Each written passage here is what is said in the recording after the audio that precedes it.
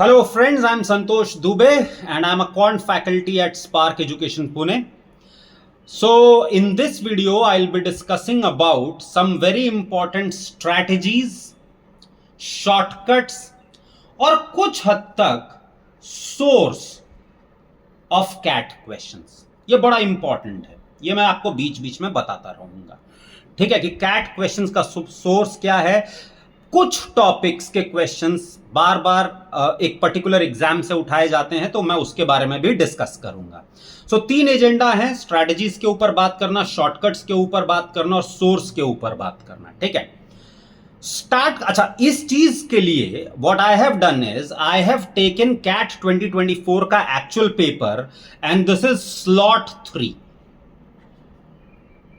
Slot 3 का मैंने लिया हुआ है. ठीक है ना. इसी तरीके से मैं वीडियो बनाऊंगा स्लॉट 2, स्लॉट 1 और उसके आगे भी मैं बनाता रहूंगा. ठीक है ना.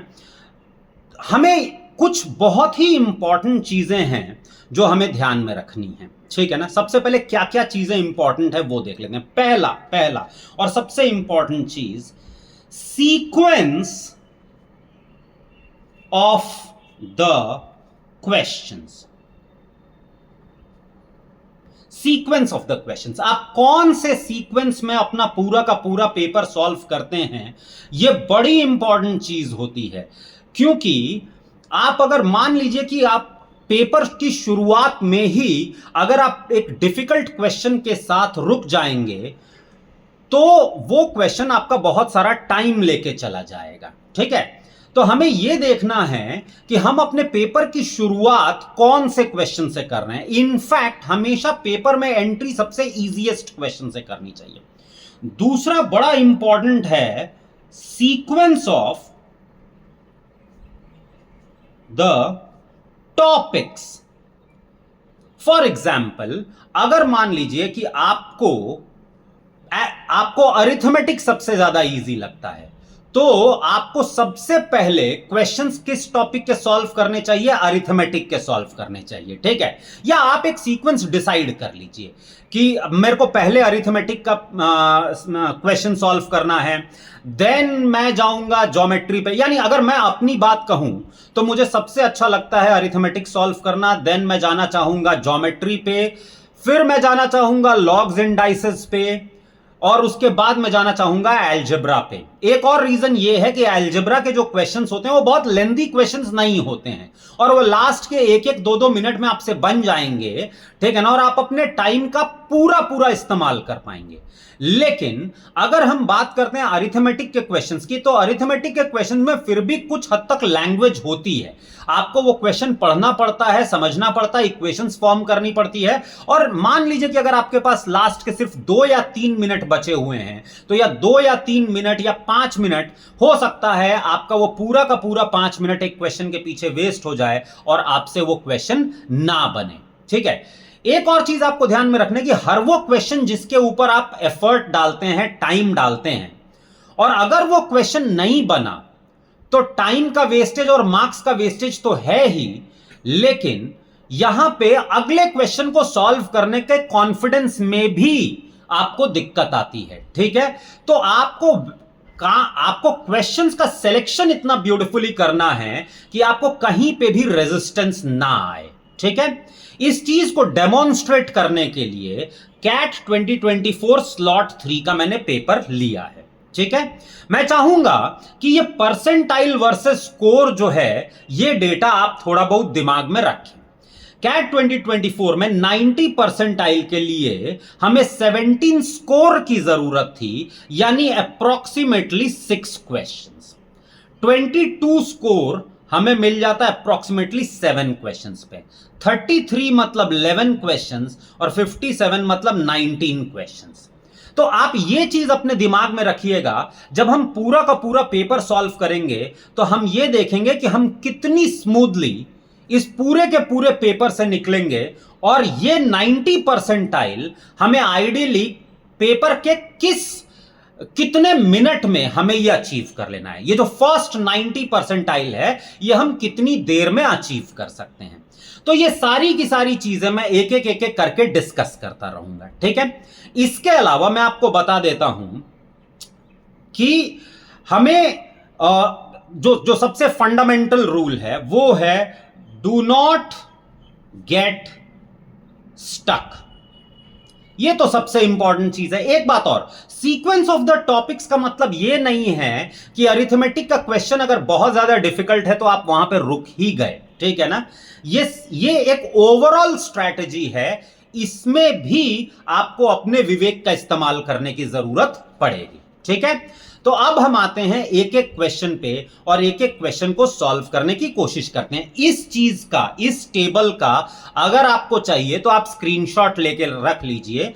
हम बार बार इस टेबल पे आएंगे कि हमने अभी इतना परसेंटाइल क्रॉस किया है और हमने अभी इतने मिनट में इतना परसेंटाइल हमने क्रॉस कर लिया है। दूसरी चीज मैंने क्या किया है, मैंने सिर्फ sequence of the questions change किया हुआ है सो दैट आपको यह दिखे, और मैं हर बार आपको यह बताते रहूंगा कि अगर आपने इस क्वेश्चन से शुरुआत किया होता तो क्या होता, ठीक है। चलिए अब एक एक करके हम क्वेश्चंस को समझने की कोशिश करते हैं, ठीक है। तो ये आ गए हम अपने सबसे पहले क्वेश्चंस पे। जरूरी नहीं है कि ये क्वेश्चन आपको एग्जाम में सबसे पहले क्वेश्चन के तौर पे मिलेगा, ठीक है, लेकिन आप स्किप करते हुए जा सकते हैं क्वेश्चंस, ठीक है ना। और जब आपको ये क्वेश्चन मिले तब आप जो है वहां से सॉल्व करना शुरू कीजिए। क्वेश्चन कहता है after 2 successive increments Gopal salary became 187.5% of his initial salary. If the percentage of salary increase in the second increment was twice that of in the first increment, then the percentage increase in the first increment was। ये बड़ा simple सा question है। 2% आपको 2% increase करना है आपको। अच्छा, एक जो मैं पॉइंट लिखना भूल गया स्ट्रैटेजीज वाले में, वो ये है, वो मैं यहां पे इंपॉर्टेंट पॉइंट्स में लिख देता हूं। Answer options is a very important piece of information, ठीक है। जनरली जब हम क्वांट्स पढ़ते हैं तो हम आंसर ऑप्शन नहीं देखते हैं, ठीक है ना। ये याद रख लीजिए कि आप कोई भी कैट पेपर उठा लीजिए, किसी भी साल का कैट पेपर उठा लीजिए, कम से कम 3 से 4 क्वेश्चंस ऐसे थे जो आंसर ऑप्शन से सॉल्व हो रहे थे। उसका सबसे पहला एग्जाम्पल है ये। अगर मान लीजिए कि A% का इंक्रीज है और B% का इंक्रीज है, सक्सेसिव है, तो ओवरऑल परसेंटेज इंक्रीज हो जाता है A plus B plus AB upon 100, ठीक है। अब यहां पे मुझे आंसर ऑप्शन से चलने की जरूरत है। 30 मेरा आंसर हो नहीं सकता है क्योंकि भाई 30 और अगला जो है वो डबल है, ये वाला जो परसेंटेज इंक्रीज है ये डबल है। तो अगर मैं 30 के बाद और 60 का इंक्रीज करूंगा तो ये तो पहले ही 90% का इंक्रीज हो जाएगा, जबकि क्वेश्चन कहता है 187.5% हो गया, और 187.5% होने का मतलब है इंक्रीज ऑफ 87.5%। तो भाई ठीक है, 87.5% क्या होगा, हम आंसर ऑप्शन सी देखते हैं, 25%। अगर 25% का इंक्रीज किया होगा तो यह हो जाएगा 25। अगला इसका डबल मतलब 50 plus 25 into 50 divided by 100, AB upon 100। ये देखिए ये हो जाएगा 25 एंड 50, ये हो जाएगा 75, और ये हो जाएगा 1250, यानी ये हो जाएगा 12.5, विच मीन्स दिस बिकम्स 87.5%। मतलब जो हमारा आंसर हो जाएगा वो हो जाएगा आंसर ऑप्शन सी। ये याद रखिए कि ये क्वेश्चन आपको हो सकता है पहले क्वेश्चन के तौर पे ना मिले, ठीक है, लेकिन जब आप इस किस्म के क्वेश्चन से आप पेपर की शुरुआत करते हैं तो आपका कॉन्फिडेंस बढ़ता है। Every question that you solve gives you more energy to solve the next question, ठीक है ना। आपके पास कॉन्फिडेंस आ जाता है, वो हमें पूरे पेपर में करना है। तो आपको जो मेन जो एजेंडा है इस वीडियो का, वो 2 चीजों पे है। एक सीक्वेंस ऑफ द क्वेश्चन पे है और दूसरा है आंसर ऑप्शंस के पूरे इस्तेमाल पे, ठीक है। तो आई गेस ये आपको समझ में आ गया होगा, इसको मैं हटा रहा हूं, ठीक है। अब आते हैं हम दूसरे क्वेश्चन पे। क्वेश्चन कहता है गोपी marks marks a price on a product in order to make a 20% profit. Ravi gets a 10% discount on this marked price and thus saves ₹15. कहने का मतलब 15 रुपया जो है वो डिस्काउंट वैल्यू है। बात समझ में आ रही है? तो भाई हम क्या करते हैं, हम मान लेते हैं कि सीपी को हमने पकड़ लिया 100। अगर सीपी 100 है तो मार्क्ड प्राइस 20% बढ़ा के लगाया गया है, यानी 120। और अगर बात सेलिंग प्राइस की करें तो इसमें से डिस्काउंट काटना पड़ेगा। So discount is 10%। 10% ऑफ 120 हो जाएगा 12 रुपया। 12 रुपीज अगर इसमें से मैं डिडक्ट कर दूं तो यह हो जाएगा 108 रुपीज। लेकिन हम ये देख रहे हैं कि यहां पे मार्क्ड प्राइस और सेलिंग प्राइस में सिर्फ 12 का फर्क है, 12 का फर्क है, जबकि क्वेश्चन कहता है कि सेविंग हुई है 15 रुपीज की। So which means this 12 becomes actually 15. So we need a multiplier of 15 upon 12. तो इसका मतलब एक्चुअल कॉस्ट प्राइस क्या हो जाएगा 15 upon 12. So that is 100 into 15 upon 12. 4 3 जा 12, 4 25 जा 3 5 जा 25 into 5 यानी 125 रुपया कॉस्ट प्राइस। और अगर मैं सेलिंग प्राइस की बात करूं तो इसको भी 15/12 से मल्टीप्लाई कर दीजिए, तो 108 इंटू 15/12, 12 9 जा 15 9 जा 135। मतलब खरीदा गया कॉस्ट प्राइस यानी खरीदा गया 125 पे, बेचा गया 135 पे। सीधी सी बात है कि इसका डिफरेंस यानी प्रॉफिट कितने का हो जाएगा, 10 रुपीज का हो जाएगा। मेरा आंसर हो गया 10। आप ध्यान दीजिए कि अभी तक हमने किसी भी क्वेश्चन में स्ट्रगल की शुरुआत नहीं की है। अच्छा, शॉर्टकट्स हम डिफिकल्ट क्वेश्चंस को पीछे की तरफ पुश कर रहे हैं, तो जैसे ही ये इजी क्वेश्चंस खत्म हो जाएंगे थोड़े डिफिकल्ट क्वेश्चंस भी आएंगे, उसमें भी हम ये देखेंगे कि हमें किस तरीके से जो है आंसर ऑप्शंस का इस्तेमाल करना है और जल्दी से जल्दी क्वेश्चंस को बनाना है। इस क्वेश्चन को हटाते हैं, चलते हैं नेक्स्ट क्वेश्चन पे। ठीक है, अब आते हैं हम ये एक सिंपल इक्वेशन पे। ठीक है, आप लोगों ने अगर थोड़ा भी प्रिपरेशन की होगी तो आपको पता होगा for any two equation a1x plus b1y is equal to c1 and a2x plus b2y is equal to c2, अगर a1 upon a2 is equal to b1 upon b2 is not equal to c1 upon c2 है, then this is a case of no solution. अब question कह रहा है कि px minus 4y is equal to 2 एक equation है और 3x plus ky is equal to a एक है, और हम चाहते हैं कि भाई नो सॉल्यूशन का कंडीशन हमें बताया जाए। अगर ऐसा हुआ तो p upon 3 should be equal to -4 upon k should not be equal to 2 upon a. अब अगर मैं इस पार्ट को कंसिडर करूं तो 2 2 जा 4, ये क्रॉस मल्टीप्लाई कर दीजिए, so -2a is not equal to k। इसको यहां लेके चले जाइए, k plus 2a should not be equal to 0, यानी हमारा आंसर क्या हो जाएगा, answer option first one, answer option A. ठीक है, ये एक्चुअल कैट क्वेश्चन है दोस्तों, और आपको ये समझ में आ रहा होगा कि जितना स्ट्रगल आप कर रहे हैं उतने स्ट्रगल की जरूरत है। इनफैक्ट स्ट्रगल ही आपके लिए एक प्रॉब्लम है पेपर के दौरान। ठीक है ना, चलिए ये 3 क्वेश्चंस हो गए, अब हम चलते हैं अगले क्वेश्चन पे। The average of 3 distinct real numbers is 28। तो सबसे पहली चीज तो हम इंक्रीजिंग ऑर्डर में रख लेते हैं नंबर को। मान लो a है, b है, c है और इनका एवरेज मतलब डिवाइडेड बाय 3, ये कितना हो जाएगा 28। ठीक है, अब अगर ये 28 हो गया तो मैं यहां से a plus b plus c की वैल्यू निकाल लूंगा। 3 8 जा 24 का 4 कैरी 2, यह हो जाएगा 84। तो यहां पे हमारे पास a plus b plus c की एक वैल्यू आ गई। ठीक है भाई, अब आगे देखते हैं। क्वेश्चन कहता है if the smallest number is increased by 7, smallest number यानी a हो गया, a को हमने इंक्रीज कर दिया 7 से, B को वैसा का वैसा रहने दिया और C को हमने रेड्यूस कर दिया 10 से, C माइनस 10। लेकिन नंबर्स तो दोस्तों अभी भी 3 ही हैं, तो एवरेज कितना हो जाएगा, डिवाइड बाई 3।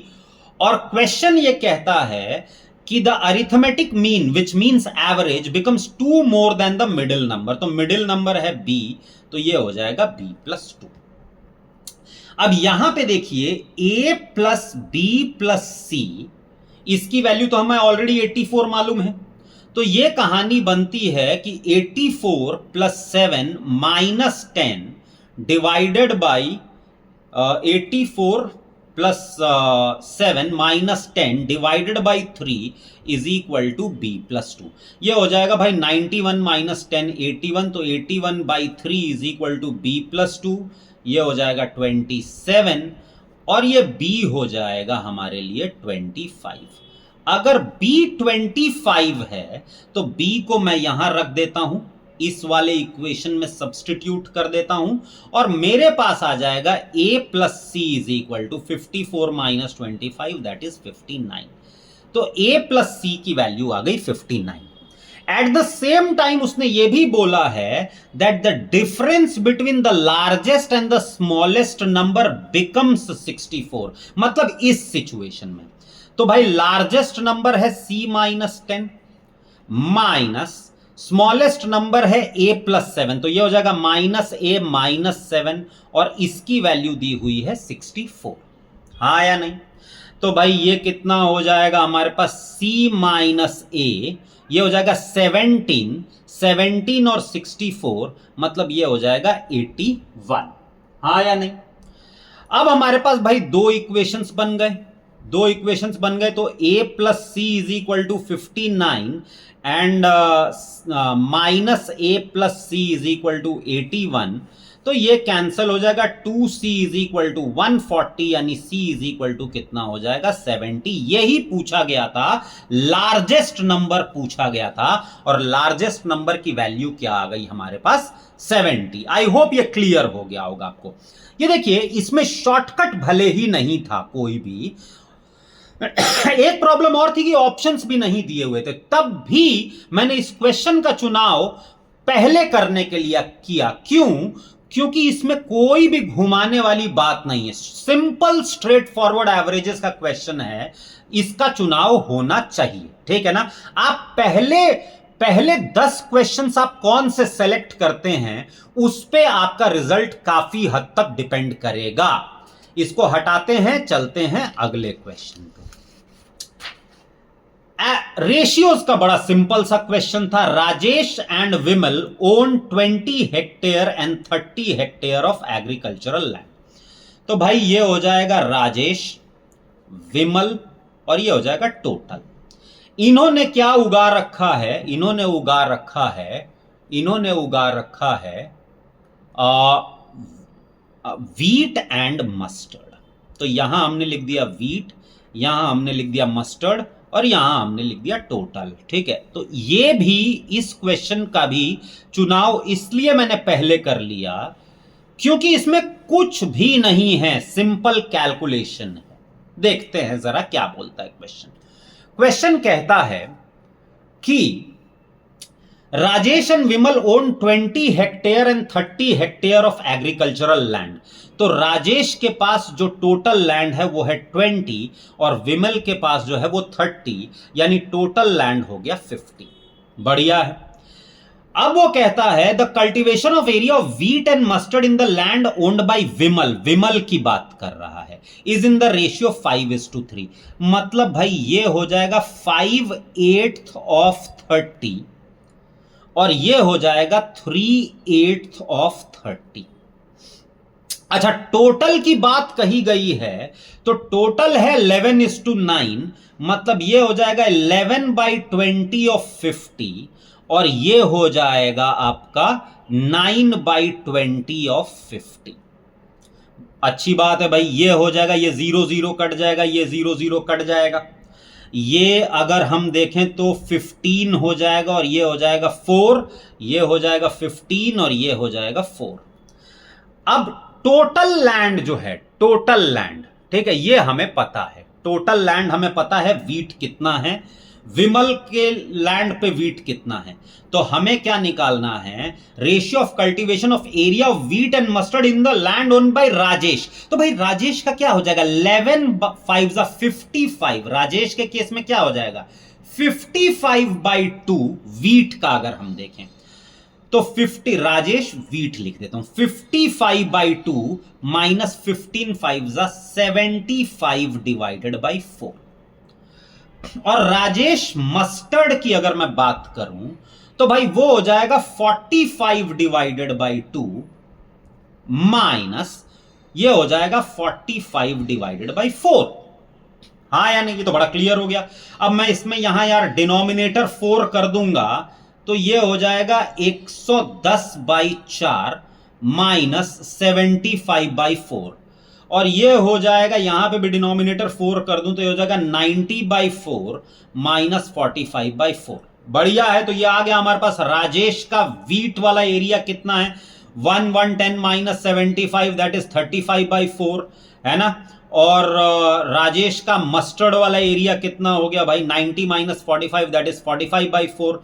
रेशियो 4 4 कट गया, 7 5 7 35 एंड 5 9 45 यानी 7:9। अब ये देखो दोस्तों, ये क्वेश्चन में थोड़ा कैलकुलेशन लगा, हम इसे और फास्ट कर सकते थे, लेकिन फास्ट करना आपका काम है, वीडियो बनाते समय फास्ट करना मेरा काम नहीं है। लेकिन अगर आपको यह समझ में आया होगा इस क्वेश्चन में कुछ भी ट्रिकी नहीं है, इस क्वेश्चन में कुछ भी ट्रिकी नहीं है, इस क्वेश्चन में सिंपल एडिशन सब्ट्रैक्शन है और रेशियो निकालना है। आई होप ये पूरा का पूरा आपको क्लियर हो गया होगा। और इसीलिए इस क्वेश्चन को जब ये पहली बार मिलेगा आपको तो आपको इस क्वेश्चन को सॉल्व करना चाहिए। ठीक है, चलिए इस क्वेश्चन को हटाते हैं, अगले क्वेश्चन पे चलते हैं।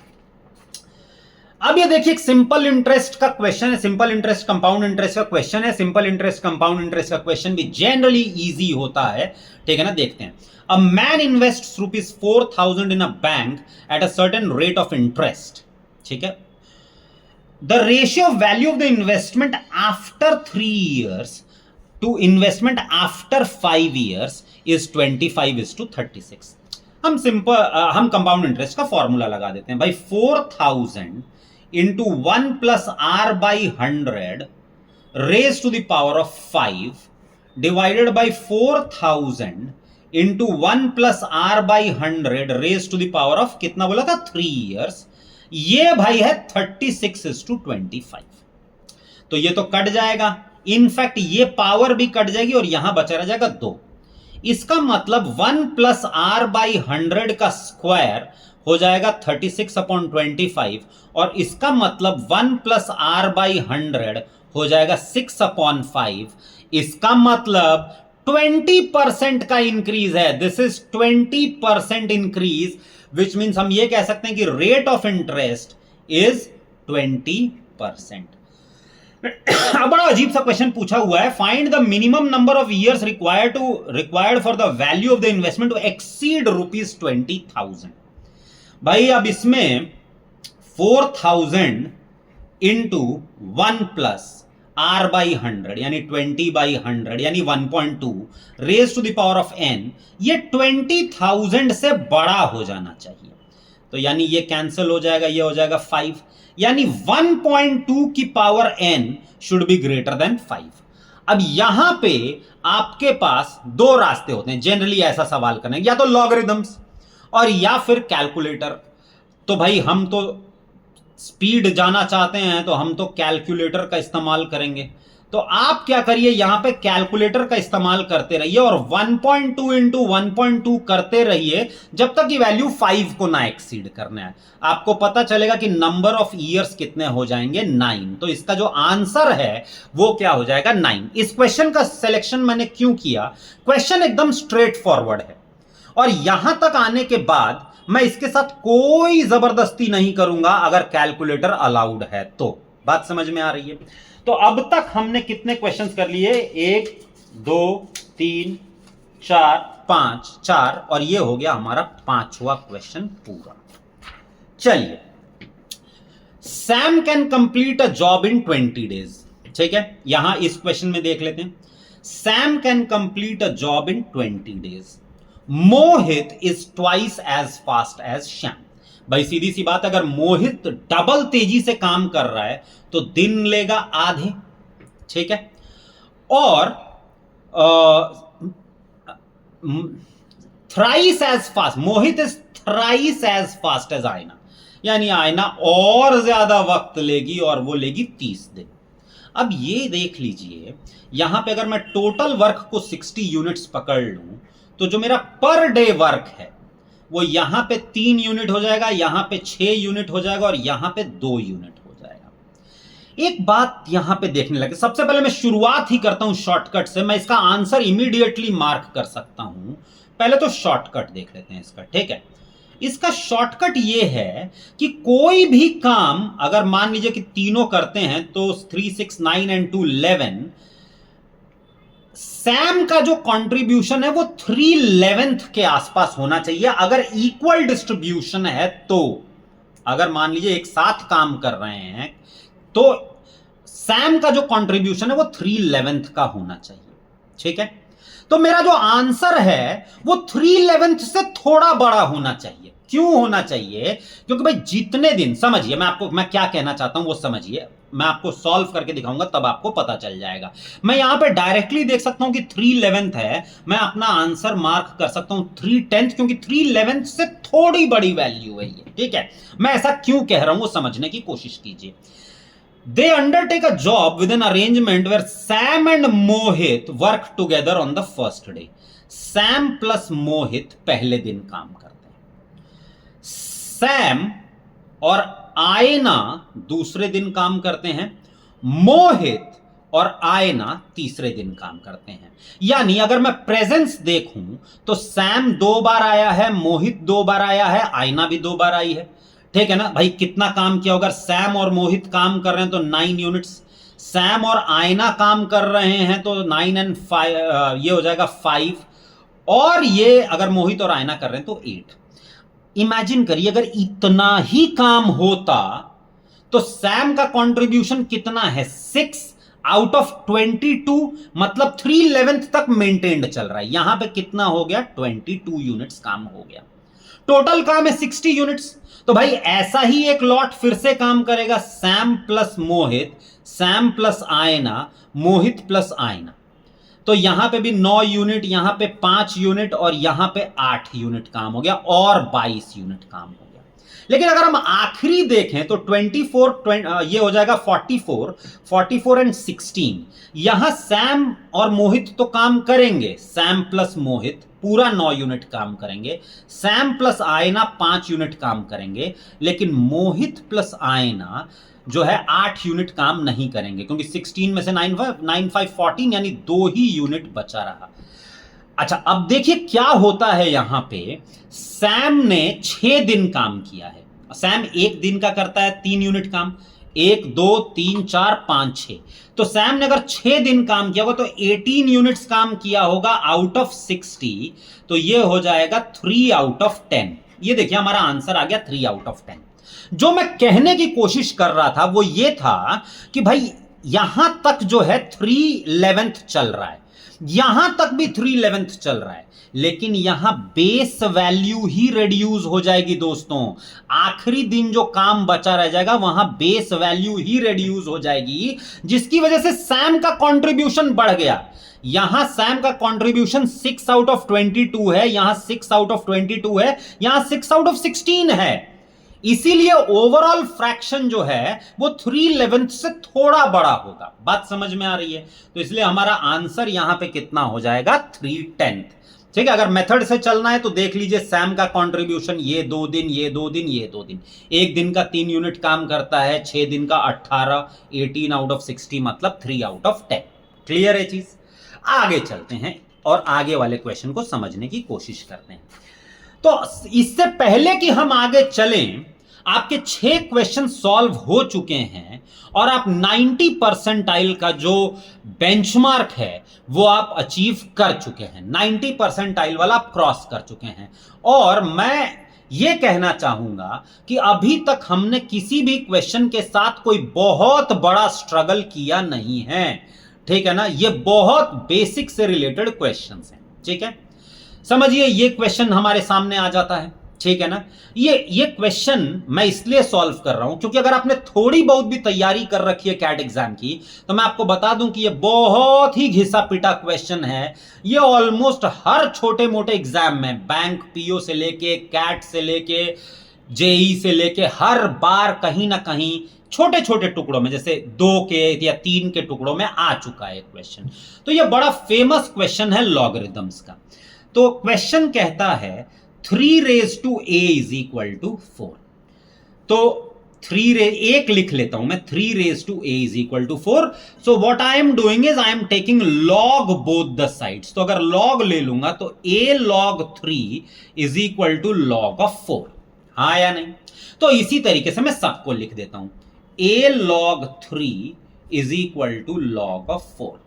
यहां पे अगर मैं दोनों तरफ log लूंगा तो b log 4 is equal to log of 5, c log 5 is equal to log of 6, d log 6 is equal to log of 7, e log 7 is equal to log of 8, and f log 8 is equal to log of 9।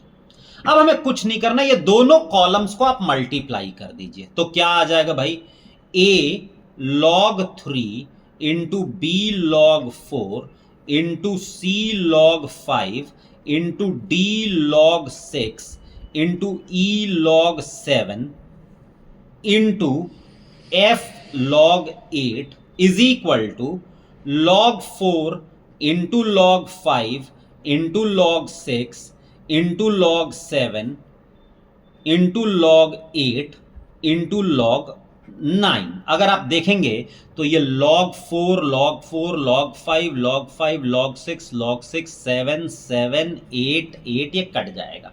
यानी यहां पे हमारे पास बचा रह जाएगा a into B into C into D into E log 3 is equal to, ये कितना हो जाएगा, log of 9। हमसे ये पूछा गया है। तो यानी a into B into C into D into E is log 9 को मैं लिख सकता हूं log 3 square divided by log 3, जिसको मैं लिख सकता हूं 2 log 3 अपॉन log 3, और ये कैंसल हो जाएगा। मतलब हमारा जो आंसर हो जाएगा वो कितना हो जाएगा, 2। सो आई होप ये समझ में आया। इस क्वेश्चन का कोई शॉर्टकट नहीं है, लेकिन ये क्वेश्चन इतनी बार एग्जाम्स में पूछा गया है कि ये देखते ही आपको रुक जाना चाहिए, ठीक है। तो ये हो गए हमारे 7 क्वेश्चंस। आते हैं ये एक सिंपल क्वेश्चन को देखिए। सिंपल एक नंबर यहां दिया, दूसरा नंबर यहां दिया, मैं कैलकुलेट करना है a प्लस बी रूट 3 का होल स्क्वायर। तो a प्लस बी रूट 3 के अगर होल स्क्वायर की बात करूं तो हम इसे लिखेंगे a square plus 3b square plus 2ab root 3 is equal to 52 plus 30 root 3। आप समझ रहे हैं क्या है, ये जो है रैशनल हिस्सा है, ये है 52, और ये है इररैशनल हिस्सा, ये दिया हुआ है 30 रूट 3। सिंपल कंपैरिजन है, तो हम यहां से शुरू करते हैं। तो यानी 2ab root 3 is equal to 30 root 3, भाई रूट 3 कट गया, 2 15 30, यानी a into B is equal to 15 आ गया। अब a इंटू बी 15 कैसे होगा, कई तरीकों, 2 ही तरीके से हो सकता है, या फिर अगर हम रिवर्स करें तो 4 तरीके से। लेकिन आप जो भी तरीका लें वो इस कंडीशन को सेटिस्फाई करना चाहिए। भाई मान लो मैं लेता हूं 15 इंटू 1, तो क्या 15 स्क्वायर और समथिंग 52 देगा क्या, नहीं। लेकिन अगर मैं a को 5 ले लूं और b को 3 ले लूं तो 5 का स्क्वायर कितना हो जाएगा, 25, और 3 का स्क्वायर 9 और 3 27, और 25 और 27 कितना हो जाएगा, 52, विदाउट एनी स्ट्रगल। बहुत ही सिंपल क्वेश्चन था। तो यानी हमारा आंसर में a कितना होना चाहिए, 5, और b होना चाहिए 3। पूछा है what is the value of a plus B, तो मतलब हमारा आंसर कितना हो जाएगा 8। अनदर वेरी सिंपल क्वेश्चन, ठीक है। तो अगले क्वेश्चन पे चलते हैं, लेकिन थोड़ा सा हम ये देख लेते हैं कि हमारा स्कोर कार्ड क्या कहता है। 7 क्वेश्चंस, हमने 7 क्वेश्चंस खत्म कर लिए हैं और 7 क्वेश्चंस पे आपके पास 95 परसेंटाइल था। सो आई होप अब तक आपने किसी भी किस्म का स्ट्रगल मुझे करते हुए नहीं देखा है पेपर में, ठीक है ना, किसी भी किस्म का स्ट्रगल करते हुए नहीं देखा है। और सिंपल कैलकुलेशंस, अभी तक मैं अरिथमेटिक पे ही हूं, ठीक है। अब आते हैं हम इस क्वेश्चन पे। ज्योमेट्री का एक सिंपल सा क्वेश्चन है, देखें जरा क्या है। और यह भी क्वेश्चन एक ऐसा क्वेश्चन है जो बहुत बार आ चुका है, अगर आप पुराने कैट पेपर्स उठाएंगे तो, ठीक है ना। Source of the CAT questions, उस पर मैं अभी आने वाला हूं, ठीक है ना। मैं थोड़ी देर में आपको यह भी बताऊंगा कि कैट के क्वेश्चंस एटलीस्ट आपको 7 से 8 क्वेश्चंस का सोर्स तो मैं बता ही दूंगा, ठीक है ना। The mid point of side A B, B C and A C are M N and P. तो भाई ये मिड पॉइंट हो गया m, ये मिड पॉइंट हो गया n और ये मिड पॉइंट हो गया p। आपको ये प्रॉपर्टी पता होनी पड़ेगी कि अगर आप मिड पॉइंट्स को ज्वाइन करेंगे, ठीक है ना, तो एक तो ये और ये लाइन पैरेलल हो जाएगी, ठीक है ना। दूसरा, अगर आप मिड पॉइंट को ज्वाइन करेंगे तो perimeter becomes half and automatically area becomes 1/4। ये बात समझ में आ गई होगी आपके। क्वेश्चन कहता है कि यहां से मीडियंस खींचे गए, तो भाई सीधी सी बात है ये भी मिड पॉइंट हो जाएगा क्योंकि ये दोनों लाइंस पैरेलल हो रखी हैं, और यहां से हमने जो है एक मीडियन खींच दिया, ठीक है। क्वेश्चन कहता है कि एक्स वाई जेड पे ये इंटरसेक्ट होते हैं, ये एक्स है, ठीक है, ये वाई है और ये जेड है। मतलब यहां एक और छोटा सा ट्रायंगल बन रहा है जो इन्हीं के मिड पॉइंट्स को जोड़ के है दोस्तों। इसका मतलब यह हुआ बड़े वाले ट्रायंगल का मिड पॉइंट ज्वाइन किया, फिर उसके अंदर के ट्रायंगल का भी मिड पॉइंट ज्वाइन किया, मतलब पेरीमीटर इसका भी आधा हो जाएगा 1/4, और एरिया कितना हो जाएगा इसका 1/4 यानी 1/16। यानी अंदर जो हम ट्रायंगल देख रहे हैं उसका एरिया होगा 1/16 ऑफ 1440, 16 9 144, मतलब हमारा आंसर हो गया 90। इस क्वेश्चन का चुनाव मैंने क्यों किया? एक, ज्योमेट्री मुझे करना अच्छा लगता है, ठीक है, और अगर आपको नहीं अच्छा लगता है तो आप इसको स्किप कर सकते हैं, ठीक है। मैं ये कहना चाहता हूं कि जब आप 95 परसेंटाइल क्रॉस कर चुके हैं तब आपको यह देखना है कि भाई आपके लिए कंफर्टेबल एरिया कौन सा है। बात समझ में आ रही है? पहले 6-7 क्वेश्चंस में अगर किसी भी किस्म का स्ट्रगल आप कर रहे हैं तो देन आप बहुत बड़ी मुसीबत में फंसने वाले हैं। पहले 6-7 क्वेश्चंस आपको बहुत इजीली लेके जाना है। इसका आंसर हो जाएगा 90। अब हम चलते हैं अगले क्वेश्चन पे। आई होप ये आपको समझ में आ जाएगा। इन केस अगर आप मेरी किसी भी बात से सेटिस्फाइड नहीं हैं, आप कमेंट सेक्शन में लिख के डाल दीजिए कि भाई मेरे को ये प्रॉब्लम्स आ रही हैं, ठीक है ना, मैं उसका क्लैरिफिकेशन दूंगा। डन, आगे चलते हैं। The number of all positive integers up to 500 with non-repeating digits, ठीक है ना। मुझे परम्यूटेशंस एंड कॉम्बिनेशंस कोई बहुत खास पसंद नहीं है, लेकिन ये क्वेश्चन इतना सिंपल है कि यहां पे हम रुक सकते हैं। All positive integers up to 500, तो भाई उसमें सबसे पहले तो सिंगल डिजिट आ जाएंगे। सिंगल डिजिट जो है वो कितने बन जाएंगे? 9 बन जाएंगे, 1 से लेके 9 तक, ठीक है ना। पॉजिटिव बोला है तो 0 नहीं ले सकते, ठीक है ना। तो सिंगल डिजिट तो बन गए 9। इसके बाद डबल डिजिट पे आ जाइए। डबल डिजिट में भाई सीधी सी बात है, पहले प्लेस को मैं 9 वेज में भर सकता हूं क्योंकि मैं 0 नहीं लिख सकता, और दूसरे प्लेस को भी मैं 9 वेज में भर सकता हूं क्योंकि 0 अगर मैं भाई एक यहां पे फिलअप करने के बाद मेरे पास 9 ऑप्शंस बचे रह जाते हैं, और सेकंड प्लेस पे 0 आ सकता है। यानी डबल डिजिट जो होंगे वो कितने हो जाएंगे? 81। अब आते हैं ट्रिपल डिजिट पे। ट्रिपल डिजिट में पहले प्लेस पे मैं कितने रख सकता हूं? भाई 500 से नीचे ही लेना पड़ेगा। 500 मैं इसलिए नहीं ले सकता क्योंकि उसमें खुद 0 का रिपीटेशन है। तो मैं पहले प्लेस को कितने वेज में भर सकता हूं? 1 2 3 या फिर 4, यानी 4 वेज में भर सकता हूं। दूसरे प्लेस को कितने वेज में भर सकता हूं? मैंने एक नंबर का इस्तेमाल कर लिया है, तो दूसरे प्लेस को मैं भर सकता हूं 9 वेज में, और तीसरे प्लेस को मैं भर सकता हूं 8 वेज में। तो भाई ये हो कितना जाएगा? 72 इंटू 4, 4 2 जा 8, 4 7 जा 28, यानी 288 नंबर्स बनेंगे 3 डिजिट के, जिसमें कोई रेपिटेशन नहीं होगा। तो भाई 81 और 9 ये हो जाएगा 90, तो 288 प्लस 90 ये हो जाएगा 817 या 378। मतलब हमारा यहां पे आंसर कितना हो जाएगा? 378। 378 नंबर्स पॉसिबल हैं। अगर आपको लगता है कि परम्यूटेशन एंड कॉम्बिनेशंस आपको बिल्कुल पसंद नहीं है, कोई दिक्कत नहीं है, आप उसको छोड़ दीजिए और आगे चले जाइए। वैसे भी आप जब पेपर के पहले 15 मिनट में 95 परसेंटाइल क्रॉस कर चुके होंगे, तो आपके पास ऑप्शंस की कमी नहीं होने वाली है। ठीक है, आपका कॉन्फिडेंस बहुत हाई रहेगा, आप बहुत इजीली पेपर सॉल्व कर पाएंगे। चलिए आते हैं इस पे, क्या कहते हैं, आपका टाइम स्पीड डिस्टेंस का एक सिंपल सा क्वेश्चन था, ये भी हम देख लेते हैं जरा। टाइम स्पीड एंड डिस्टेंस का क्वेश्चन कहता है, अ train travelled a certain distance at a uniform speed. तो भाई स्पीड मैंने मान लिया s एंड टाइम मैंने मान लिया t, तो डिस्टेंस हो जाएगा स्पीड इनटू टाइम। इसमें कोई शॉर्टकट नहीं लगेगा दोस्तों, लेकिन मैंने इस क्वेश्चन को इसलिए सेलेक्ट कर लिया है क्योंकि क्वेश्चन बड़ा स्ट्रेट फॉरवर्ड है।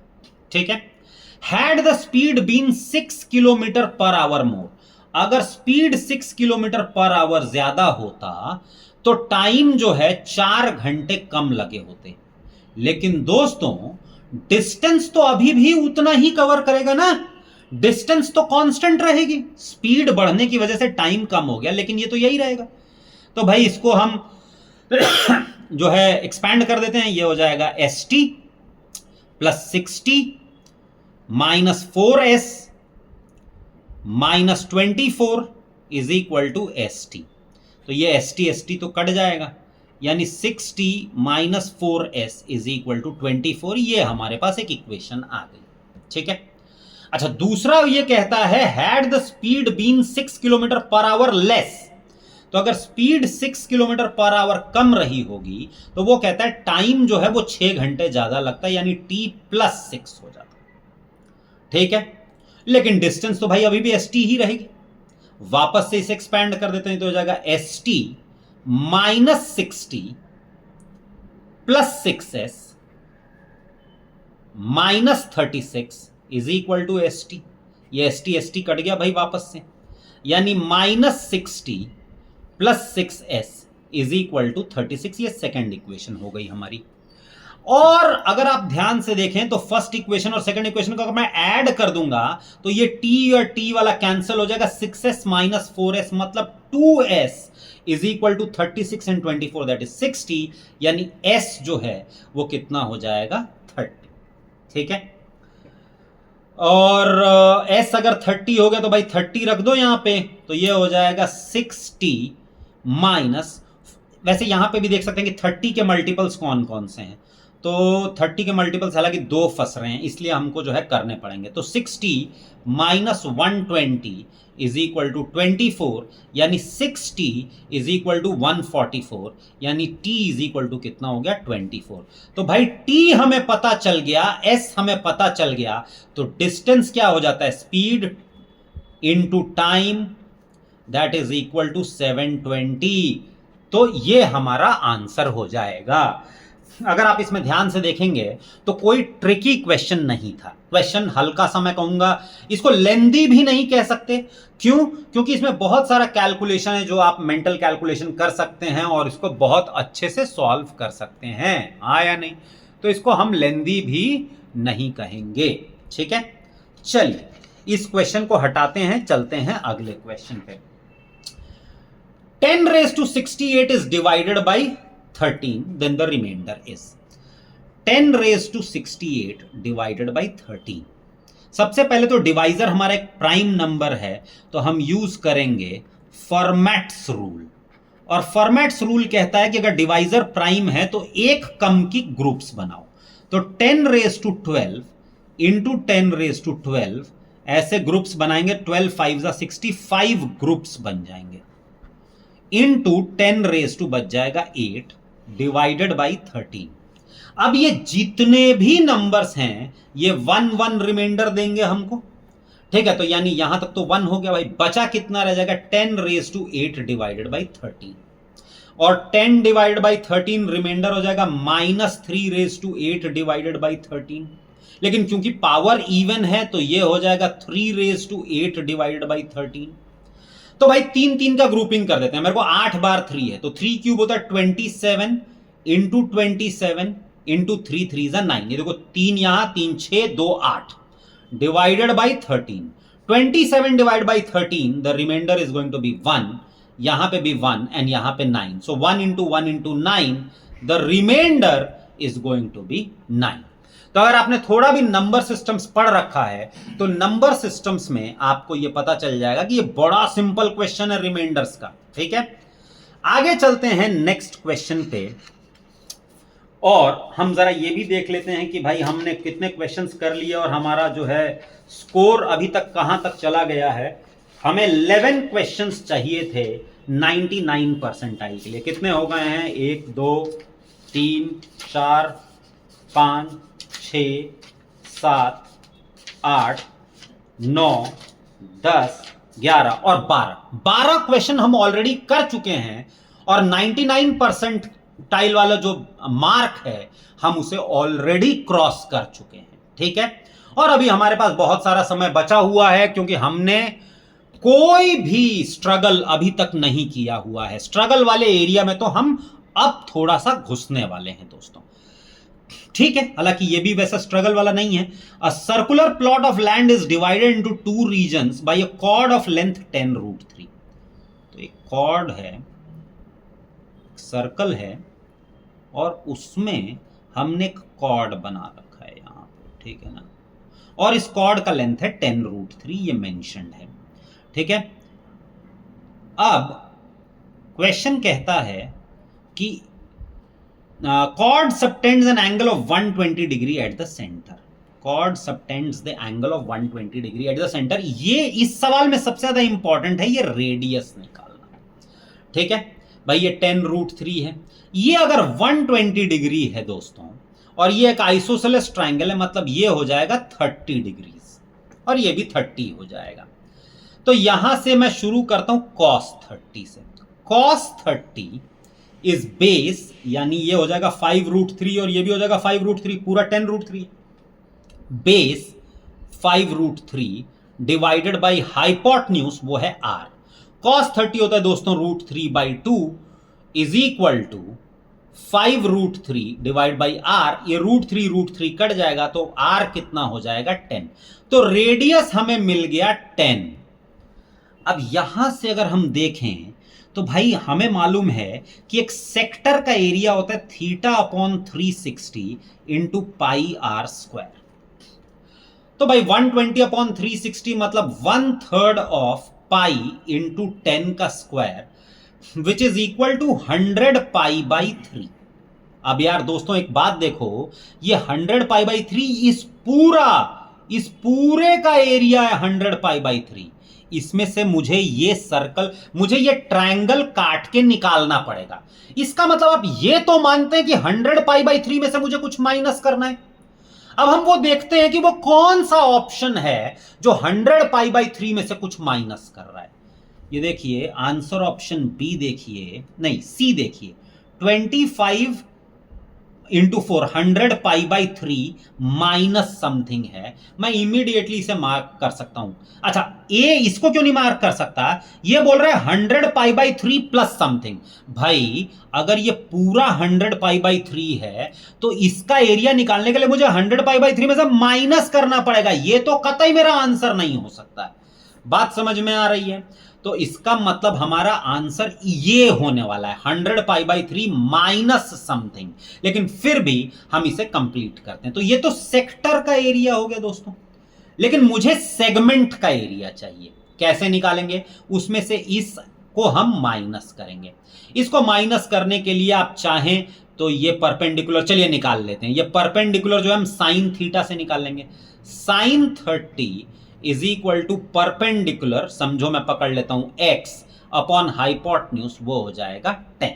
हाँ या नहीं भाई, साइन 30 हो जाएगा परपेंडिकुलर, वो मुझे मालूम नहीं है, डिवाइड बाई हाइपोट। साइन 30 कितना होता है दोस्तों? साइन 30 होता है half, is equal to x upon 10, 2 5 जा 10, मतलब ये जो परपेंडिकुलर हो जाएगा वो हो जाएगा 5। तो भाई ये एरिया कितना हो जाएगा ट्राइंगल का? Area of triangle is equal to base half into base, that is 10√3 into height, that is 5। तो ये हो जाएगा 5√3 इंटू 5, दैट इज 25√3। हाँ या नहीं? अब भाई 100 पाई बाई 3 माइनस 25√3, ये मेरा आंसर आना चाहिए। जरा देखिए ये क्या आ रहा है, 100 पाई बाई 3 माइनस 25√3, मतलब हमारा आंसर क्या है? सी है। इसका आइडिया हमें आंसर ऑप्शंस देख के लग चुका था। क्लियर है? आई होप ये क्वेश्चन आपके समझ में आ रहा है। हम काफी पहले 99 परसेंटाइल का जो बेंचमार्क है वो ऑलरेडी क्रॉस कर चुके हैं। अब आते हैं रेगुलर ऑक्टागन। भाई ऑक्टागन बनाने में थोड़ी सी दिक्कत होती है, ठीक है ना? तो मैं काम करता हूं, ऑक्टागन बनाने का जो सबसे अच्छा तरीका होता है वो होता है कि स्क्वायर के चारों कोनों को आप काट दीजिए। ये एक स्क्वायर है, इसमें मैंने ये एरिया उड़ा दिया, ये एरिया उड़ा दिया, ठीक है, ये एरिया उड़ा दिया यहाँ से, और ये एरिया उड़ा दिया यहाँ से। तो ये जो डायग्राम आप देख रहे हैं यही आपका ऑक्टागन है। इनफैक्ट इस चीज पे ऑलरेडी कैट में क्वेश्चन आ चुका है, जिसमें हमें ये पता होना चाहिए था कि भाई ऑक्टागन बनता कैसे, ठीक है? तो चलो भाई ऑक्टागन का नाम दे देते हैं ABCDEFGH। और ऑक्टागन का जो एक्सटर्नल एंगल होता है ये होता है दोस्तों 45 डिग्री, 45 डिग्रीज होता है। बात समझ में आ रही है? तो यानी जो इंटरनल एंगल जो होगा वो हो जाता है 135 डिग्रीज। और यहीं से हमारा जो है क्वेश्चन की शुरुआत होगी। क्वेश्चन कह रहा है ACEG, ये एक स्क्वायर है, ए से सी को ज्वाइन कर दिया, ई को ज्वाइन कर दिया, जी को ज्वाइन कर दिया, और ये हमारा बन गया स्क्वायर। और इसी स्क्वायर का एरिया हमसे पूछा गया है। हमें तो ये पता चल गया कि भाई इंटरनल एंगल जो है वो होता है 135 डिग्रीज। मैं सीधा सीधा इसमें आपसे ये कहूंगा कि आप यूज कीजिए, ये 6 और 6 है, आप यूज कीजिए कोसाइन रूल। एक बात याद रखिएगा दोस्तों, अगर आप ज्योमेट्री के ऊपर पकड़ चाहते हैं तो साइन रूल, कोसाइन रूल और basic trigonometric values, trigo values, ये याद करके ही जाइएगा, ये बड़े इंपॉर्टेंट हैं। तो चलो भाई लगाते हैं यहां पे इस ट्रायंगल में, ये जो ABC ये जो ट्रायंगल है इसमें मैं कोसाइन रूल लगाना चाहता हूं। तो कोसाइन रूल क्या होता है? AC का स्क्वायर, एंड मैं आपको बता दूं कि यही वैल्यू पूछी गई है क्योंकि स्क्वायर का जो एरिया है वो AC स्क्वायर ही होगा। AC square is equal to A square, मतलब ये वाला AB square plus BC square minus 2 into AB into BC into cos of 135। ये हमको देखना पड़ेगा। तो ये हो जाएगा भाई 36, ये हो जाएगा 36 माइनस 36 2 जा 72 इंटू कॉस 135 हो जाएगा कॉस 90 प्लस 45। और cos 90 प्लस 45 सेकेंड क्वाड्रेंट में जाता है, मतलब माइनस ऑफ साइन 45, ये माइनस चला जाएगा। So this becomes 36 plus 36 minus of minus plus 72 sine 45। अगर हम इसको देखें तो ये हो जाएगा 72 प्लस 72 अपॉन √2। ऊपर नीचे रूट टू से मल्टीप्लाई कर दिया, तो रूट 2 इंटू रूट 2 और ये कैंसिल हो जाएगा 36, मतलब हमारा आंसर हो जाएगा 72 प्लस 36 रूट 2। तो कौन सा हो जाएगा? सी आंसर हो जाएगा। ये ब्रैकेट खोल के देखिए, 36 2 जा 72 और 36 रूट 2 और आ गया हमारा, यानी ये हमारा आंसर हो जाएगा। अगर आप किसी भी और तरीके से इस क्वेश्चन को करने जाएंगे तो आपको लेंदी पड़ सकता है। याद रखिए, साइन रूल, कोसाइन रूल और trigo values, basic trigo values, ये ज्योमेट्री के लिए बहुत इंपॉर्टेंट है। ये आपकी स्पीड को बहुत जम के बढ़ा देंगे। अब आते हैं हम अलजेब्रा के बेसिक क्वेश्चन पे। अलजेब्रा बहुत सारे स्टूडेंट्स को पसंद नहीं होता है, मुझे बहुत पसंद है, और अगर मुझे एग्जाम देना हुआ तो मैं अलजेब्रा से ही शुरुआत करूंगा। बात समझ में आ रही है? मैं अलजेब्रा से ही शुरुआत करना चाहूंगा, पर ठीक है, चलिए देखते हैं इसको। डन। तो क्वेश्चन कहता है the number of distinct integer solutions x y of the equation x mod of x plus y mod of x. तो भाई ये मॉड मुझे हटाना पड़ेगा, एक बार पॉजिटिव लूंगा एक बार नेगेटिव लूंगा, तो ये हो जाएगा x plus y plus x minus y is equal to 2। अगर मैंने दोनों को पॉजिटिव ले लिया, वाई वाई कट गया, 2x इज इक्वल टू 2, यानी x इज इक्वल टू 1। अगर मैं इसको पॉजिटिव लूं इसको नेगेटिव लूं तो ये हो जाएगा x plus y minus x plus y is equal to 2, ये एक्स एक्स गया, y is equal to 1। Similarly आपके पास एक इक्वेशन आएगा x इज इक्वल टू -1 और y इज इक्वल टू -1, यानी एक इक्वेशन, दो इक्वेशन, तीन इक्वेशन और ये चौथा इक्वेशन। ठीक है, तो ये जो है हमारे पास चार इक्वेशंस आ गए, हम इनको प्लॉट कर सकते हैं।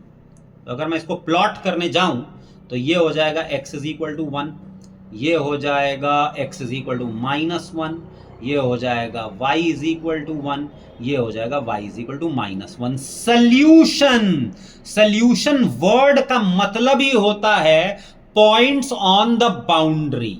तो भाई एक तो ये वाला पॉइंट हो गया, दूसरा, तीसरा, ये क्योंकि ये 1 है तो बीच में कोई इंटीग्रल पॉइंट तो होगा नहीं, then this one, this one, this one and this one and this one. 3 3 6 2 8, यानी हमारे जो टोटल नंबर ऑफ सॉल्यूशंस होंगे वो कितने हो जाएंगे? 8 सॉल्यूशंस हमारे पास इसमें होंगे। और मैं आपको यह भी बता देता हूं कि अलजेब्रा में ये वाला क्वेश्चन अगर आप कैट का ही पेपर उठा के देखेंगे तो कैट में ये वाला क्वेश्चन पूछा जा चुका है पहले भी, इसीलिए प्रीवियस ईयर क्वेश्चन पेपर्स भी एक बड़े इंपॉर्टेंट सोर्स हैं।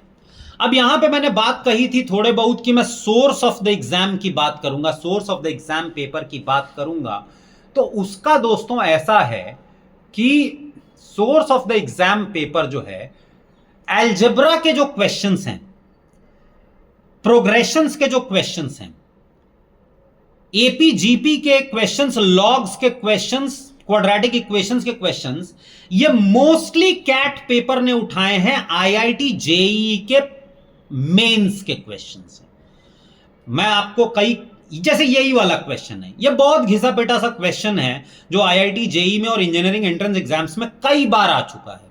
ठीक है, तो आईआईटी जेईई मेंस का अगर आप पेपर उठाएंगे, एटलीस्ट मैंने जो 2-3 साल के पेपर्स देखे उसमें जेईई मेंस के खूब सारे क्वेश्चंस, लॉगरिथम्स हो गया, क्वाड्रेटिक इक्वेशंस हो गया, उनके खूब सारे क्वेश्चंस उन लोगों ने एग्जैक्टली वैसे के वैसे ही उठा रखे हैं।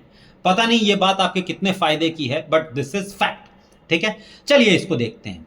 Let f x plus twice of f1 upon x is equal to 3x। ये इतनी बार पूछा गया क्वेश्चन है, हर एग्जाम में एक बार पूछा जा चुका है ये। तो हमसे पूछा गया है sum of all the possible values of x for which fx is equal to 3। मैं भैया I want to get rid of this f1 upon x, तो मैं क्या करता हूं, मैं कहता हूं कि x की जगह 1 अपॉन x सब्सटीट्यूट कर देंगे। तो अगर x की जगह 1 अपॉन x करोगे तो हो जाएगा f1 upon x plus twice of f, यहां 1 अपॉन x करोगे तो ये हो जाएगा x is equal to 3 upon x।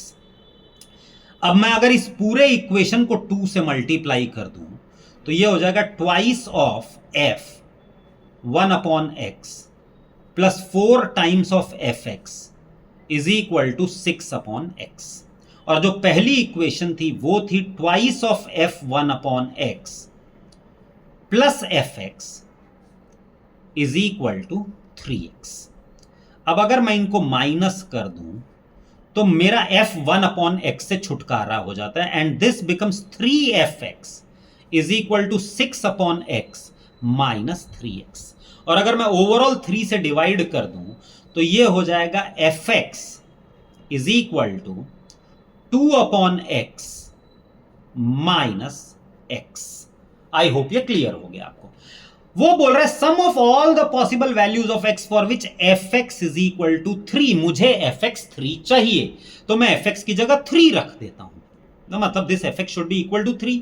अब ये क्वाड्रेटिक इक्वेशन बन जाएगा दोस्तों, ये हो जाएगा 2x, सबको x से मल्टीप्लाई कर दो तो ये हो जाएगा 2 minus x square is equal to 3x। या यूं कहिए कि क्वाड्रेटिक इक्वेशन बन जाएगी x square minus 3x, x square plus 3x, ये एक्स स्क्वायर उधर चला जाएगा plus 3x minus 2 is equal to 0। Sum of all possible values of x का मतलब हुआ सम ऑफ रूट्स। तो सम ऑफ रूट्स का क्या फॉर्मूला होता है दोस्तों? Sum of roots is equal to minus B upon A. तो माइनस 3/1 मतलब हमारा आंसर क्या हो जाएगा? b minus 3। ठीक है, तो मैं नहीं समझता हूं कि ये भी कोई बहुत ही डिफिकल्ट क्वेश्चन था। अगर आपने अलजेब्रा थोड़ा बेसिक्स भी पढ़ रखा है तो जो है आपको ये बहुत आसानी से बन जाएगा। ठीक है, आते हैं दोस्तों, ये थोड़ा सा कॉम्प्लिकेटेड क्वेश्चन देने की कोशिश की थी, ठीक है ना, लेकिन अगर आप अलजेब्रा बहुत अच्छा जानते हैं तो मैं आपको बता दूं कि ग्राफिकल मेथड्स जो है जनरली यूज करना चाहिए इसमें। ठीक है, मैं इस चीज को एक अलग फंक्शन पकड़ लेता हूं और इस चीज को एक अलग फंक्शन पकड़ लेता हूं, mod of x plus 2 minus mod of x में। तो मैं दोनों का ग्राफ बना के जब भी नंबर ऑफ सॉल्यूशंस पूछा गया हो ना दोस्तों, नंबर ऑफ सॉल्यूशंस, तो उसका सबसे अच्छा शॉर्टकट होता है ग्राफ्स। 1 सेकंड के अंदर अंदर आपको आंसर मिल जाएगा। तो सबसे पहले हम उठाते हैं y is equal to max of x comma 2 minus min of x comma 2। यहां दो कंडीशंस बनती है दोस्तों।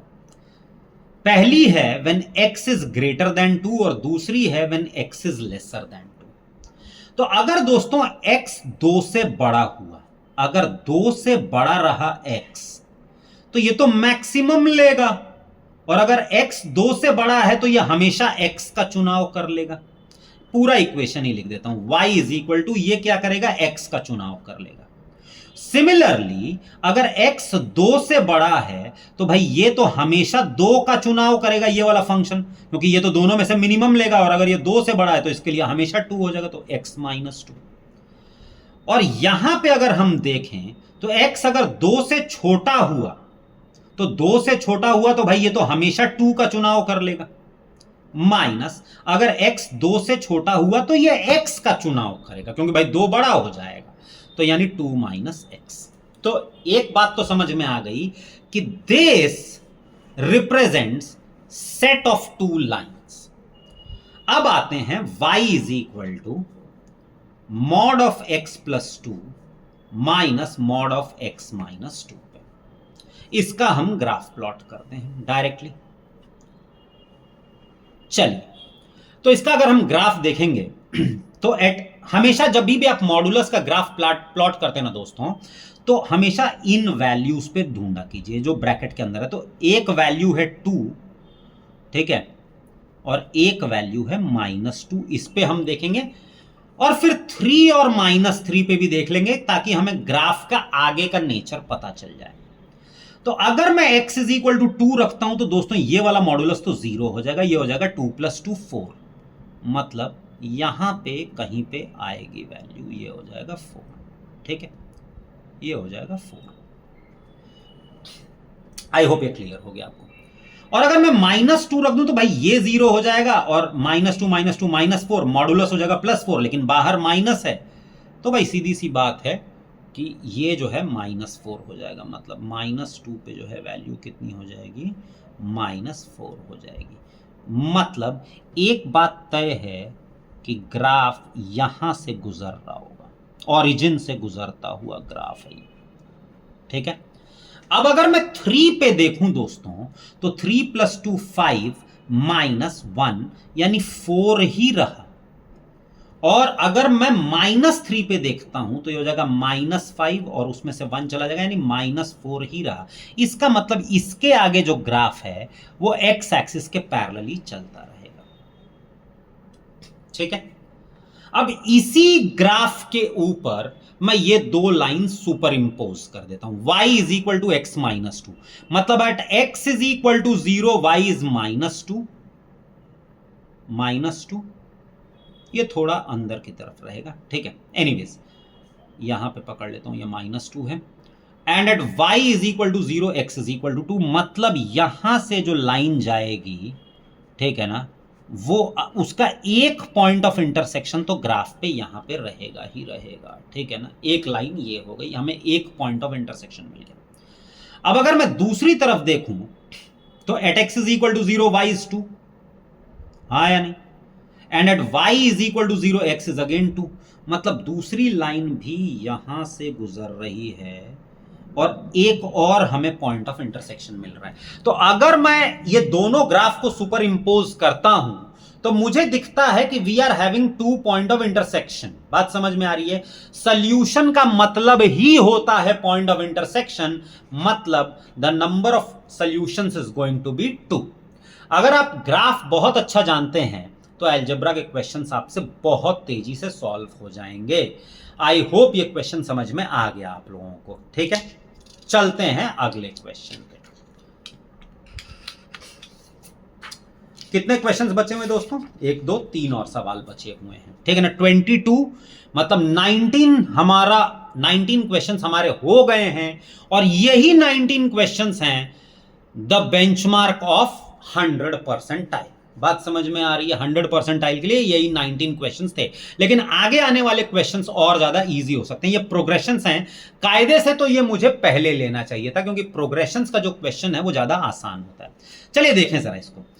क्वेश्चन कहता है t1 = 1, t2 = -1 और tn के बारे में कहानी ये है कि n-3 upon n-1 into tn-2। बढ़िया है। So let's calculate t3। तो अगर t3 करूंगा तो भाई ये तो 3 - 3 0 हो जाएगा, आगे मेहनत करने की जरूरत ही नहीं है। और अगर मैं t4 देखूं तो 4 - 3 1, 4 - 1 3 इंटू tn-2, 4 - 2 t2, यानी वो कितना हो जाएगा? -1। अच्छी बात है। सो दिस बिकम्स -1/3। अच्छा भाई t5 देख लेते हैं। t5 में भाई मेरे को t5 - 2 t3 से तो मल्टीप्लाई करना ही पड़ेगा, मेहनत करने की जरूरत नहीं है, 0 हो जाएगा।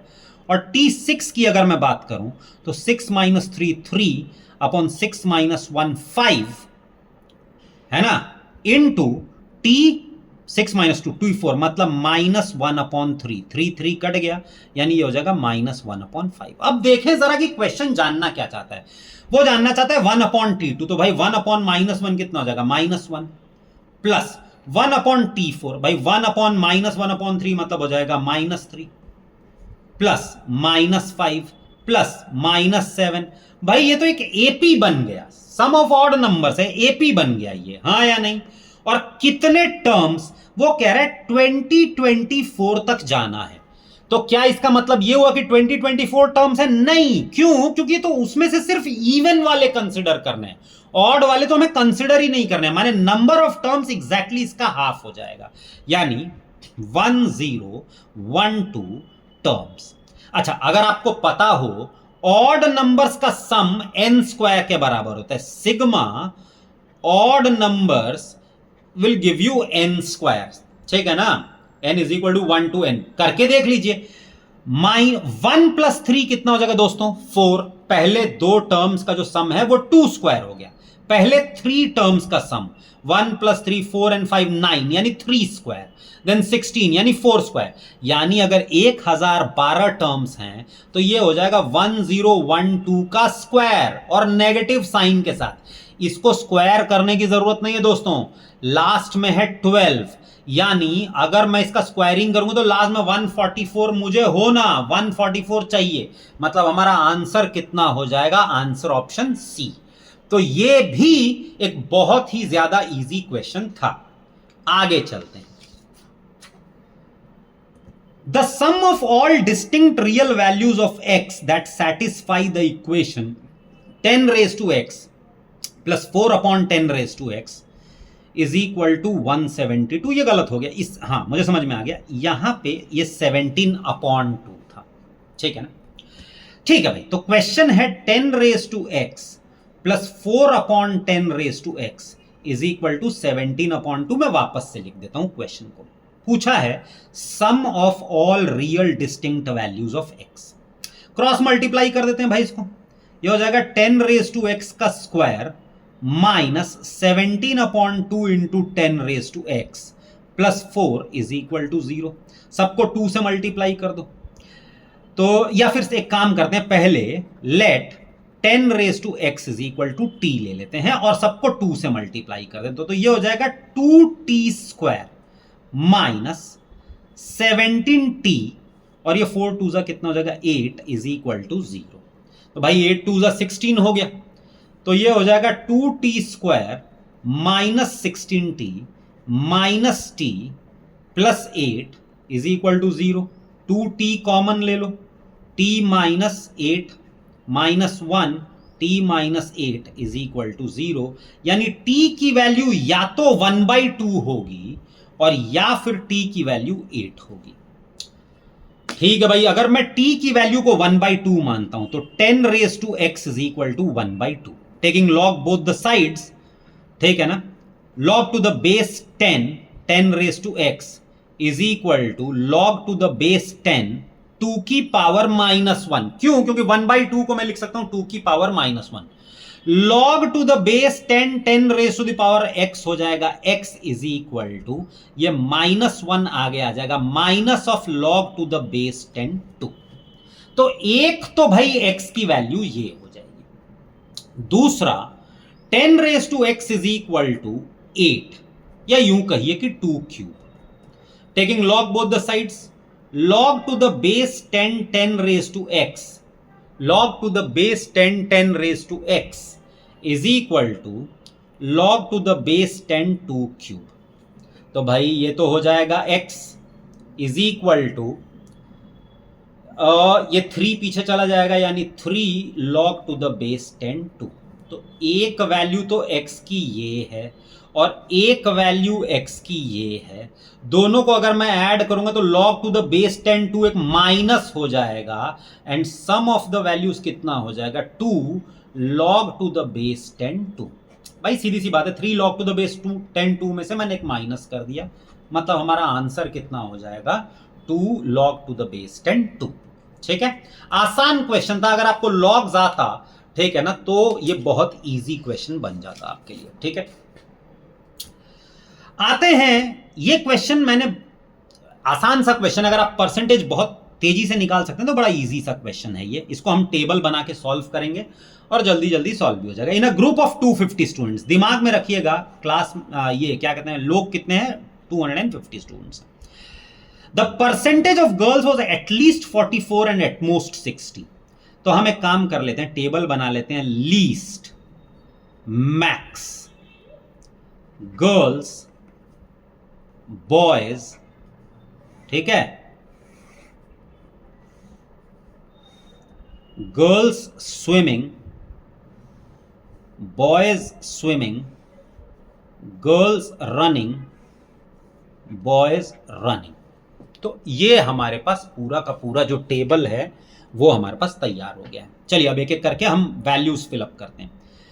कम से कम 44% गर्ल्स हैं, तो 44% का मतलब कितना होता है, 11/25 इंटू 250, तो ये हो जाएगा 10, यानी 10 इंटू 11 110 गर्ल्स होंगी, कम से कम 110 गर्ल्स।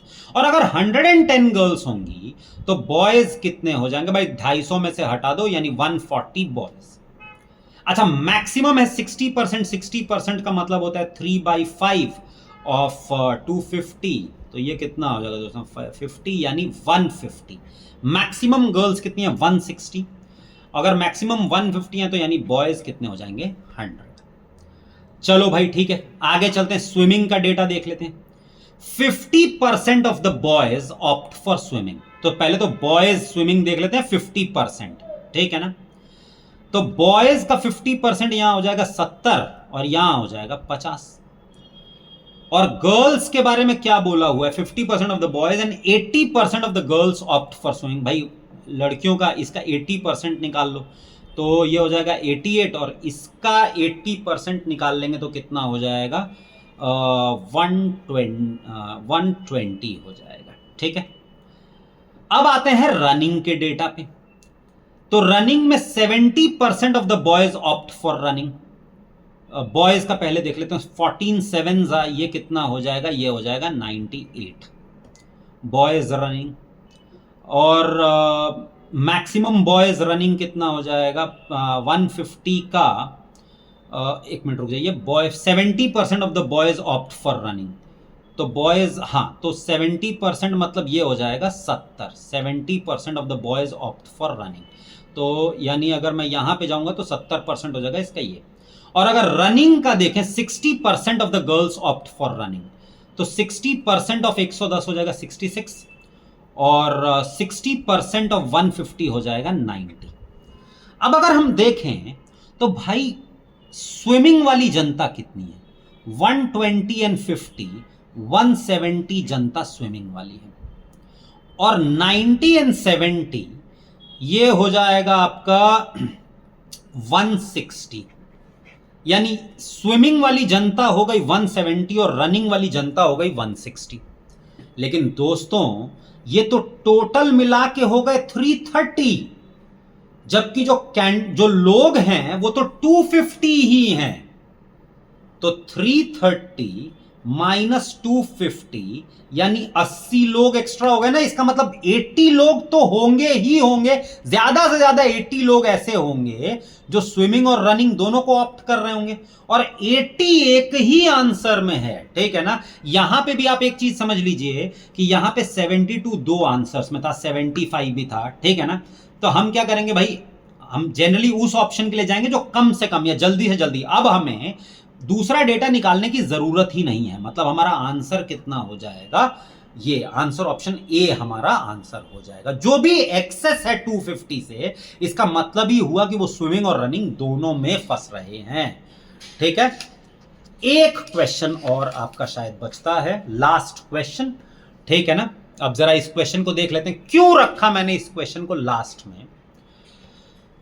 एक ऑप्शंस नहीं है, दूसरे थोड़ा बड़ा है, लैंग्वेज बड़ा है, ठीक है ना। अरिथमेटिक का था, अरिथमेटिक जनरली बनता है। अब जरा सोचिए, पहले हम इसको सॉल्व करते हैं, उसके बाद हम ये बात करते हैं, ठीक है ना। A certain amount of water was poured into a 300 litre container. तो ये 300 लीटर कंटेनर है, इसमें हमने थोड़ा वाटर डाला हमने x, और उसके बाद उसके ऊपर मिल्क से भर दिया, तो ये हो जाएगा 300 माइनस एक्स। तो भाई 300 माइनस एक्स मिल्क हो गया और वाटर हो गया हमारे पास x। क्वेश्चन कहता है then an amount of this solution was taken out of the container which was twice the volume of the water. इसमें से हमने 2x लीटर्स जो है सोल्यूशन निकाला। और इन टर्म्स ऑफ फ्रैक्शन अगर हम बात करें तो 2x आउट ऑफ 300 ये फ्रैक्शन चला गया। इसका मतलब रिमेनिंग फ्रैक्शन कितना हो जाएगा, 1 माइनस 2x आउट ऑफ 300, इतना बचा रह जाएगा। तो दोस्तों मैं आपको यह बता दूं कि मिल्क का भी यही फ्रैक्शन बचा रह जाएगा, ठीक है। मिल्क जो था उसका भी यही फ्रैक्शन बचा रह जाएगा, यानी 300 माइनस एक्स इंटू इसका ये फ्रैक्शन 2x अपॉन 300, ये किसके बराबर है, 72% मिल्क है। तो भाई ये तो मैं मिल्क की ही बात कर रहा हूं, तो 72% दैट इज 72 अपॉन 100 ऑफ 300, ये हमारा जो है आ जाएगा, ठीक है। अब आप ये देख लीजिए कि ये एक बहुत लंबा चौड़ा क्वाड्रेटिक बनने वाला है। तो ये हो जाएगा 300 minus x into 300 minus 2x is equal to 72 into 3 into 300। ठीक है भाई, ब्रैकेट हटाओ तो ये हो जाएगा 90,000 minus 300x minus 600x is equal to 3 3 जा 9, 9 2 जा 18 का 8 कैरी 1, 9 7 जा 63 एंड 164, 64800। हाँ या नहीं? एक टर्म छूट गया प्लस 2x स्क्वायर, ये टर्म छूट गया था। ठीक है, तो चलो भाई ये हो जाएगा 2x स्क्वायर माइनस 600 माइनस 300 मतलब माइनस 900x, ये इधर चला आएगा तो प्लस 90,000 में से 64800 माइनस कर दीजिए। 0 0 10 में से 8 गया 2, 9 में से 4 गया 5 और 8 में 252 0 इज इक्वल टू 0। 2 से कटा देते हैं दोस्तों तो ये हो जाएगा x square minus 450x plus 2 1 जा 2, ये कितना जगह 1 जा 2, 2 2 जा 4, 2 6 जा 12 0 इज इक्वल टू 0। अब हमें इस क्वाड्रेटिक को सॉल्व करना पड़ेगा तो ये हो जाएगा एक्स स्क्वायर 420 और 30 का हिसाब किताब बन रहा है तो minus 420x minus 30x plus 12600 is equal to 0। हाँ या नहीं? तो x कॉमन ले लिया, x माइनस 420 माइनस 30 कॉमन ले लिया, x माइनस 420, ठीक है चलेगा, इज इक्वल टू 0। यानी x की दो वैल्यूज आती हैं, एक तो 30 और एक 420। 420 हो नहीं सकता भाई, टोटल सोल्यूशन ही आपका 300 लीटर है, मतलब इनिशियल वाटर जो है that is going to be equal to 30 litres. तो यहां पे आपका ये पूरा का पूरा लेक्चर जो है शॉर्टकट स्ट्रेटजीज का खत्म होता है। आप ये देखिए कि एक पर्टिकुलर सीक्वेंस ऑफ क्वेश्चंस था जिसमें हमें कहीं कोई स्ट्रगल करने की जरूरत नहीं पड़ी। आप इमेजिन करिए यही वो क्वेश्चन होता जहां से आपने शुरू किया होता, तो आप एक बहुत बड़े क्वाड्रेटिक इक्वेशन में फंस गए होते। इस क्वेश्चन में ऐसा भी कुछ नहीं है जो आपको घुमाएगा या आपको लगेगा कि आपसे क्वेश्चन नहीं बन सकता, क्योंकि इस टाइप के क्वेश्चन आपने बहुत सारे बनाए। आप कंटिन्यूअस एफर्ट मारते रहेंगे, पैनिक करते रहेंगे, उसकी वजह से यह भी होगा कि एक छोटी मोटी गलती हो जाएगी, आपको पता भी नहीं चलेगा कि कब 5 मिनट निकल गए, ठीक है ना, और अगले क्वेश्चन के ऊपर टाइम स्क्वीज हो जाएगा। ठीक है, तो इस तरीके की गलती ना करें। सबसे इंपॉर्टेंट चीज है, मैंने आपसे बताया सीक्वेंस। क्वेश्चंस वही सॉल्व करो जो क्वेश्चंस आपको फर्स्ट स्टेप से लेके लास्ट स्टेप तक क्लियर हो कि कैसे करना है। ठीक है, अब यहां पे मैं